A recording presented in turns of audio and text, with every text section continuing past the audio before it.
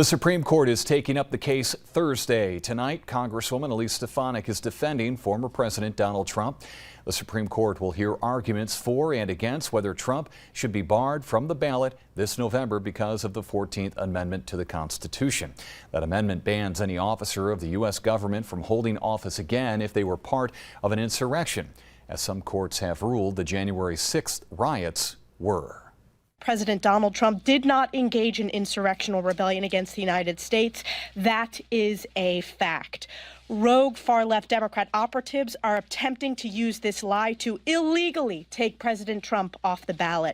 The Supreme Court will hear arguments at 10 a.m. Thursday. Audio of the hearing will be available live in many places.